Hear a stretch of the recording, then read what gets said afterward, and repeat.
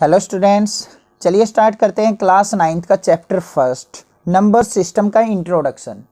सबसे पहले introduction clear करना बहुत ज़रूरी है। अगर आपको इंट्रोडक्शन अच्छे से क्लियर नहीं होता है और आप डायरेक्ट क्वेश्चंस पे चले जाते हैं तो आप क्वेश्चंस में बहुत ज़्यादा डिफ़िकल्टी फील करने वाले हैं। वहाँ पे बार बार आपको कंसेप्ट क्लियर नहीं हो पाएगा, बार बार डाउट आएगा कि ये स्टेप कहाँ से आया। तो मैं आपको सजेस्ट करूँगा कि सभी चैप्टर करने से पहले उसका इंट्रोडक्शन अच्छे से क्लियर कीजिए, उसमें जो भी फॉर्मूलाज बताऊं मैं वो अच्छे से क्लियर कीजिए। देन आप क्वेश्चंस करेंगे, आपको बिल्कुल भी डाउट नहीं आएगा, बहुत इजीली आपको वो क्वेश्चंस समझ में आ जाएंगे। तो सबसे पहले हमारा जो चैप्टर का नाम है वो है नंबर सिस्टम। अब नंबर सिस्टम के अंदर क्या आता है, हमारे टाइप्स ऑफ नंबर्स आते हैं। ये ना आप क्लास 12 तक चले जाते हैं, आपको पता ही नहीं होता है रियल नंबर क्या होते हैं, नेचुरल नंबर क्या होते हैं, होल नंबर क्या होते हैं, रैशनल इरेशनल नंबर क्या होते हैं। इनमें डाउट आपको बना ही रहता है। तो सबसे पहले हम इनको क्लियर करेंगे कि ये होते क्या हैं। सबसे पहले बात करते हैं हम रियल नंबर।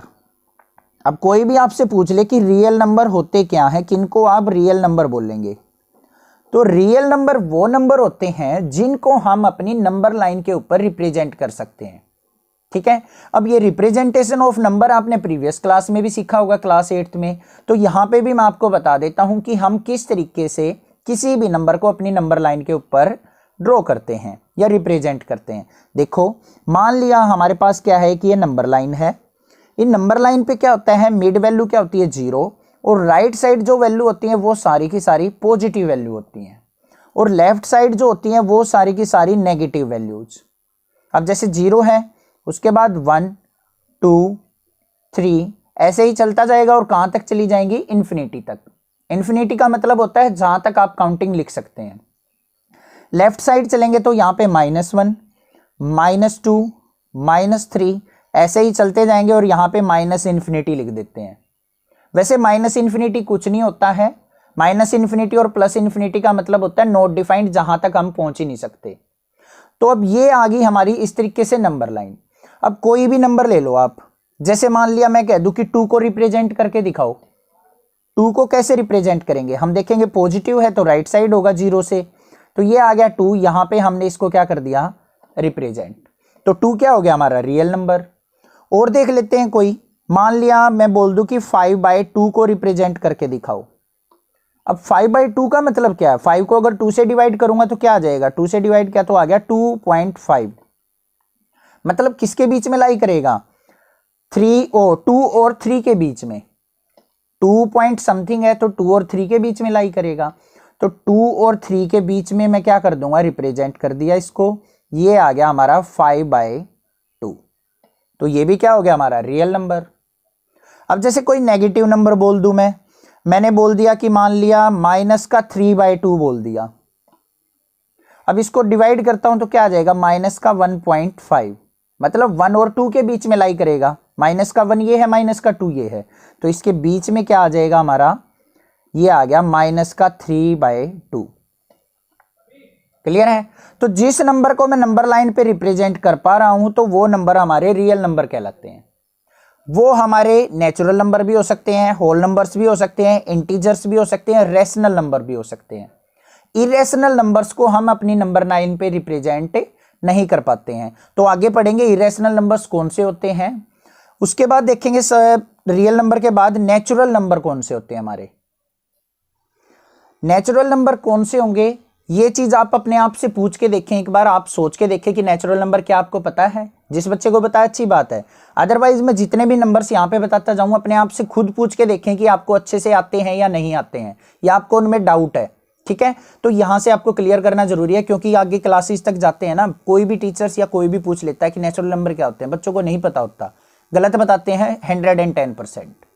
तो नेचुरल नंबर वो नंबर होते हैं जो सारे के सारे पॉजिटिव नंबर हों और हमारे फ्रैक्शन की फॉर्म में ना हो। जैसे 1 हो गया, 2 हो गया, 3 हो गया, 4 हो गया, और यहां तक इन्फिनिटी तक सारे के सारे पॉजिटिव नंबर्स हमारे क्या कहलाते हैं, नेचुरल नंबर्स कहलाते हैं।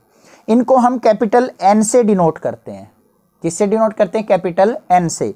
और वो क्या होते हैं हमारे 1 2 3 4 5, जहां तक भी आप काउंटिंग लिख सकते हो, वो क्या कहलाएंगे, हमारे सारे के सारे नेचुरल नंबर्स।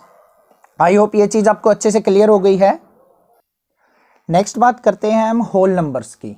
होल नंबर क्या होते हैं? हमारे जो नेचुरल नंबर्स होते हैं, अगर उनके साथ हम जीरो भी इंक्लूड कर दें, मतलब ऑल द नेचुरल नंबर्स और साथ में जीरो भी आ जाए, तो वो नंबर्स हमारे होल नंबर हो जाते हैं। होल मतलब सारे के सारे नंबर, और इसको रिप्रेजेंट करते हैं हम डब्ल्यू से। तो ये जो बन जाएगा हमारा ग्रुप किसका बन जाएगा? 0 1 2 3 4 5 अप टू इन्फिनिटी। मतलब साथ में जीरो भी आ गई, तो जीरो साथ में इंक्लूड हो जाए अगर नेचुरल नंबर के साथ, तो हमारे वो क्या बन जाते हैं? होल नंबर्स बन जाते हैं। आई होप आपको तीनों क्लियर हो गए हैं, रियल नंबर, नेचुरल नंबर और होल नंबर। नेक्स्ट बात करते हैं अपनी इंटीजर्स की। नेक्स्ट आ जाते हैं हमारे इंटीजर्स क्या हैं। अब इंटीजर्स क्या होते हैं? जितने भी हमारे होल नंबर्स हैं ना, उनको पॉजिटिव और नेगेटिव दोनों की फॉर्म में अगर लिख दें हम, तो वो हमारे इंटीजर्स बन जाते हैं। और इंटीजर्स को हम डिनोट करते हैं जेड से। अब देखो होल नंबर्स क्या थे हमारे? जीरो, जीरो को तो पॉजिटिव नेगेटिव लिख लो, जीरो ही रहना है। उसके बाद क्या आता है? वन, वन को क्या लिख देंगे? Plus minus one. फिर plus minus two, plus minus three, plus minus four, इस तरीके से लिखते चले जाओ और इन्फिनिटी तक। ये सारे के सारे क्या कहलाएंगे? हमारे इंटीजर्स। मतलब plus one, plus two, plus three up to infinity, minus one, minus two, minus three, minus four up to infinity, और साथ में जीरो भी। तो ये सारे के सारे क्या हो जाएंगे? हमारे इंटीजर्स कहलाएंगे। मतलब पॉजिटिव और नेगेटिव दोनों फॉर्म में हमारे इंटीजर्स एग्जिस्ट करते हैं। आई होप ये भी आपको अच्छे से क्लियर हो गया होगा। अब इसके बाद पढ़ेंगे हम रैशनल नंबर क्या होते हैं और इरेशनल नंबर क्या होते हैं। मोस्ट इंपॉर्टेंट चीज़ है, यहीं पे बच्चे डाउट खाते हैं कि रैशनल नंबर और इरेशनल नंबर होते क्या हैं। तो सबसे पहले देखते हैं हम रैशनल नंबर क्या है। रैशनल नंबर्स वो नंबर्स होते हैं हमारे जिनको हम p बाय क्यू की फॉर्म में लिख सकते हैं। ये तो हमारी स्टैंडर्ड नोटेशन होती है कि p बाय क्यू बोल दिया, a बाय b भी बोल सकता हूँ, आपका दिल करे मान लिया m बाय n भी लिख सकता हूँ, तो a बाय b लिख दो, m बाय n लिख दो, p बाय q लिख दो, कोई भी किसी भी फॉर्म में लिख दो, ठीक है।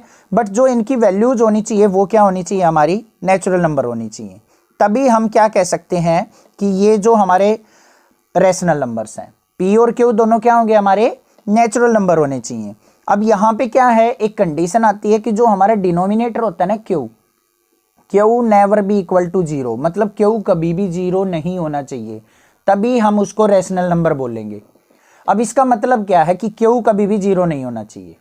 इसका मतलब ध्यान से समझो, अगर मान लिया मैं लिख दूं 1/0 और आपसे पूछ लूं कि इसका आंसर क्या आएगा, अब जल्दी से माइंड में सोचो इसका आंसर आप क्या सोचोगे? या तो 1 सोचोगे या 0 सोचोगे, ठीक है। यही आंसर आपके माइंड में आएंगे, बेशक से आप कंफर्म है। मोस्टली बच्चों से पूछ के देखना, किसी भी नंबर को अगर 0 से डिवाइड करते हैं, जैसे 1 को 0 से डिवाइड किया तो आंसर बताओगे आप 1 और 0, बट दोनों के दोनों आंसर क्या है हमारे? रॉन्ग। किसी भी नंबर को अगर 0 से डिवाइड करते हैं तो उसका आंसर हमेशा क्या आता है? इन्फिनिटी। इन्फिनिटी का मतलब क्या होता है? नॉट डिफाइंड, मतलब पॉसिबल ही नहीं है डिवाइड करना। 0 से हम किसी नंबर को डिवाइड नहीं कर सकते, तो इन्फिनिटी रिजल्ट आ जाता है हमारा। जैसे मान लिया मैं कह दूं कि 5/0, तब भी इन्फिनिटी आएगा। 1000/0 कर दिया तब भी जीरो, इन्फिनिटी आंसर आएगा। तो किसी भी नंबर को अगर 0 से डिवाइड करता हूं तो इन्फिनिटी आंसर आएगा, ये चीज आपने ध्यान रखनी है। तो p बाई क्यू की फॉर्म में होना चाहिए एक तो, और q जो है कभी भी 0 नहीं होना चाहिए, तभी हम उस नंबर को रैशनल नंबर कहेंगे। क्लियर है। और जो होते हैं रैशनल नंबर वो होते हैं हमारे टर्मिनेटिंग नंबर। कैसे होते हैं? Terminating numbers. अब टर्मिनेटिंग नंबर का मतलब क्या होता है? जो कंप्लीटली डिवाइड हो जाए। जैसे मान लिया मैं यहां पे कर दूं 3 को 2 से डिवाइड करना हो, अब 3 को 2 से डिवाइड करता हूं तो क्या आ जाएगा? 2 1 जा 2, 1.5 आ गया, उससे आगे तो वैल्यू आ ही नहीं रही, तो ये क्या हो गया? टर्मिनेटिंग। उसके बाद दूसरा देखते हैं, मान लिया कोई वैल्यू ले लेता हूं मैं, जैसे एग्जांपल के तौर पे 2/3 है। अब 2/3 को डिवाइड करता हूं तो क्या आ गया? पहले तो डिवाइड नहीं होगा, पॉइंट आ गया, फिर 6, फिर 6 6 6, इस तरीके से आता चला जाएगा। मतलब सभी 6 आ रहे हैं, रिपीटेशन हो रही है, तो रिपीट हो रही है, तो इसको क्या लिख दूंगा मैं? 0.6 के ऊपर बार। इसका मतलब है कि 6 बार बार आ रहा है हमारा। तो ये भी हमारा किसके अंदर आ जाएगा? रैशनल नंबर, जिसके ऊपर हम बार लगा सकते हैं। जिस नंबर को डिवाइड करने के बाद बार आ जाए तो वो भी हमारा रैशनल नंबर के अंदर काउंट होता है। आई होप ये चीज आपको क्लियर हो गई है। अब जैसे मान लिया 2/5 हो, 2/5 को डिवाइड करता हूँ, देखो यहाँ पे क्या आ गया 0 पॉइंट, यहाँ पे क्या हो जाएगा 20 को 5 से डिवाइड करूंगा तो 5 4 जा 20, तो क्या आ गया 0.4। तो ये भी क्या हो गया हमारा रैशनल नंबर। आई होप आपको समझ में आ गया है रैशनल नंबर क्या होता है, p/q की फॉर्म में होना चाहिए, q कभी भी 0 नहीं होगा और वो हमेशा टर्मिनेटिंग होना चाहिए। टर्मिनेटिंग मतलब जो नंबर रुक जाए, जिसकी डिवीजन पॉसिबल हो, उसको कहेंगे हम रैशनल नंबर। अब बात करते हैं इरेशनल नंबर की।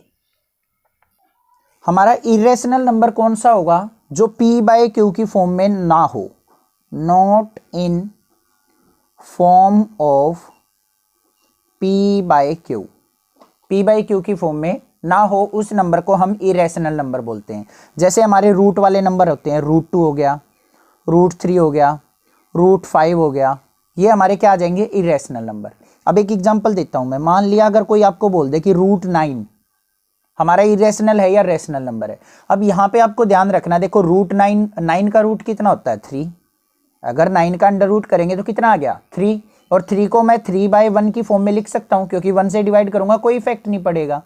तो हमारा √9 जो है वो क्या हो जाएगा रेशनल नंबर, क्या आ जाएगा रेशनल नंबर, क्योंकि √9 क्या हो गया 3 को तो मैं नंबर लाइन पे रिप्रेजेंट कर सकता हूं, तो ये क्या आ गया हमारा रेशनल नंबर और p/q की फॉर्म में है।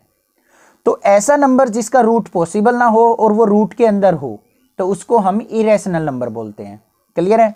दूसरा हमारा सबसे बेस्ट एग्जांपल होता है पाई के बारे में सुना होगा, जिसकी वैल्यू क्या होती है 22/7।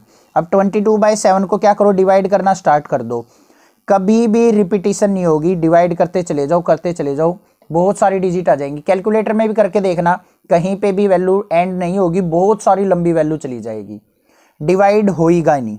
अब जहां पे ये कंप्लीट डिवाइड नहीं हो रहा था वो क्या हो जाएंगे इरेशनल नंबर, और ये क्या होते हैं नॉन टर्मिनेटिंग नंबर, उसको कहेंगे इरेशनल नंबर।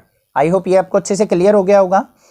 लास्ट बात करते हैं इस चैप्टर की, वो है लॉज ऑफ एक्सपोनेंट।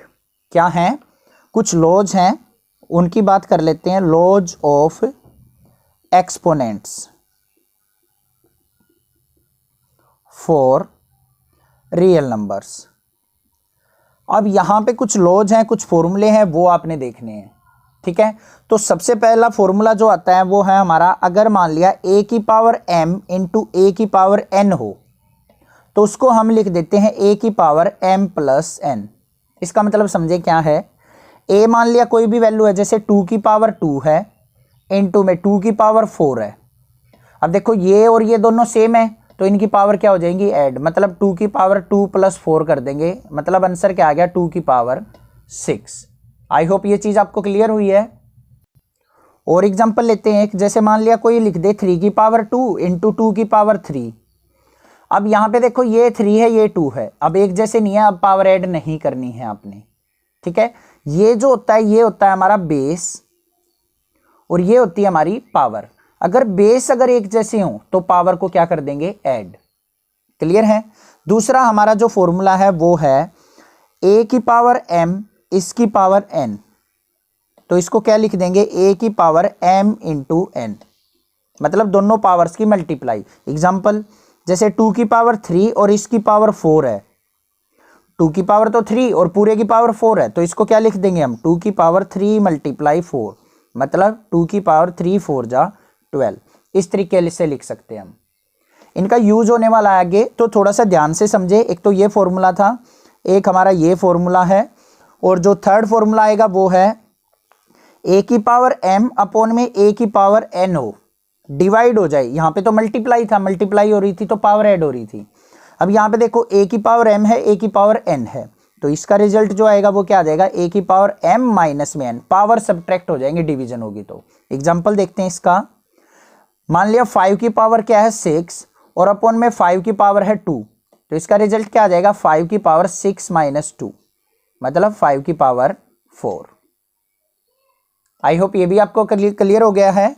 लास्ट जो बात करते हैं वो क्या है, अगर मान लिया इस तरीके से फॉर्मूला हो a⁻m × b⁻m, मतलब a और b तो अलग अलग हैं, अगर एक जैसे होते तो पावर ऐड हो जाती। अब यहाँ पे a अलग है, b अलग है, पावर एक जैसी है, तो इसको क्या लिख देंगे इकट्ठा, a की और b की मल्टीप्लाई कर देंगे और पावर को लिख देंगे इकट्ठा m।